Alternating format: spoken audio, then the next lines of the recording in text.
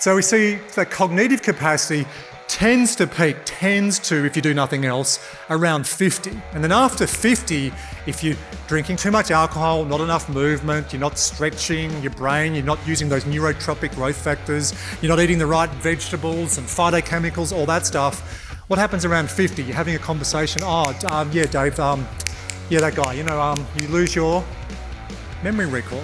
I want you exercising your brain, just like we can make your bodies fit, fast, strong, and adaptable. We can do exactly the same to train your brain. Yet a lot of us think, oh no, mum and dad were pretty negative, I'm the same. Rubbish. We know from research about 50% of your psychological makeup is genetics.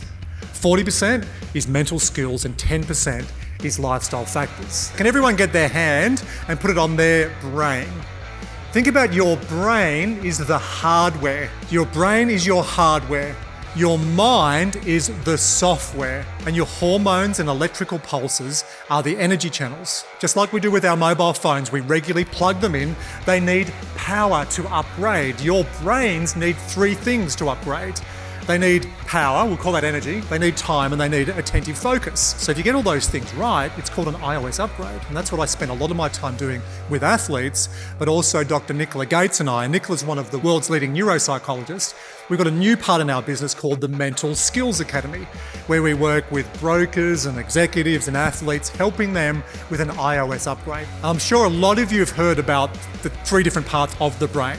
So the front part is called your cerebral cortex. That's where you make decisions. It's where you do strategy. And it's called executive function because it's a higher order function. In the middle of your brain, you've got the limbic system, and that's about feelings and emotions. And when your feelings and emotions, we all have feelings, but what happens when you get had by your feelings? And then you've got the base of your brain, and that's the automated response. And that's what we call the reptilian brain, or the fight or flight. Now here's the problem around high performance. A lot of the reptilian brain, that's the autopilot stuff. What happens, it gets imprinted into that lizard part of our brain, stuff we don't even realise we're doing. Sitting at our desks for 11 hours a day, not doing walking meetings. So for me, my lizard brain, I try and walk most meetings. I've shifted it to the back of my brain, and that frees up space at the front of the brain to do other stuff that's more impactful. And this is what we do with the Mental Skills Academy. And without getting into all the detail, there's 12 essential mental skills. It starts with self-talk. You all talk to yourselves. But the way we talk to ourselves, I don't just like going negative thinking and positive thinking. Because when you go from negative thinking to positive, it's like a car in reverse. And to get it from reverse into positive or forward, it's a lot of energy. So when I'm working with athletes, especially if you've got 120 kilogram forward running at you, don't be positive, it might hurt. Be neutral at the very least. And neutral thinking is at least acknowledging, hey, we all have negative thoughts. In fact, having negative thoughts is a perfectly normal part of most people's life. But we just don't want to water those negative thoughts and get them to expand and broaden and become our narrative. What I do want to talk about is the difference between the Autobahn and the goat track. And I've got some footage to show you what happens with a brain cell. When you start doing something new, like my 1-year-old daughter is learning to walk. So her brain cells are just forming.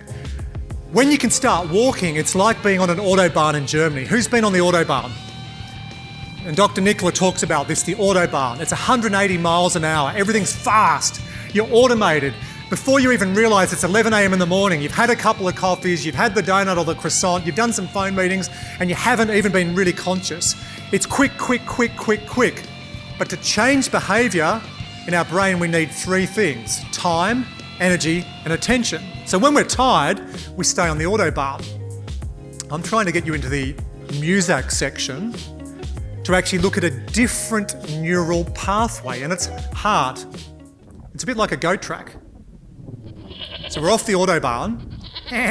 Alcohol-free nights. You mean doing circuits and weights rather than just saying no to that extra dessert?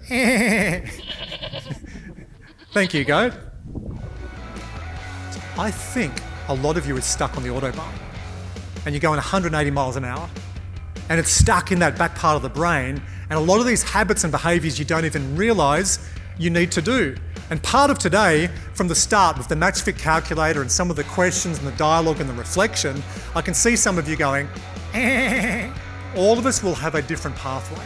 But the thing I wanted to impress upon you is our brains are these wonderful, malleable plastic pieces of hardware and software and neurotransmitters and electrical pulses that we can totally upgrade. Sometimes we just need to wait for the right time. So you've got to do what you feel ready with, and then maybe stretch just a little bit, maybe free up half an hour for yourself. Put your oxygen mask on first. I've got to get off that Autobahn. I think we all get in the habit, like we like sameness. And I think he's given me a couple of things that I can think about. It's really given me that motivation to stop using busy as an excuse. The team took away the need to make sure they focus on themselves and to make time for themselves, particularly to make time for their mind, to give them some mental breaks in their very, very busy day.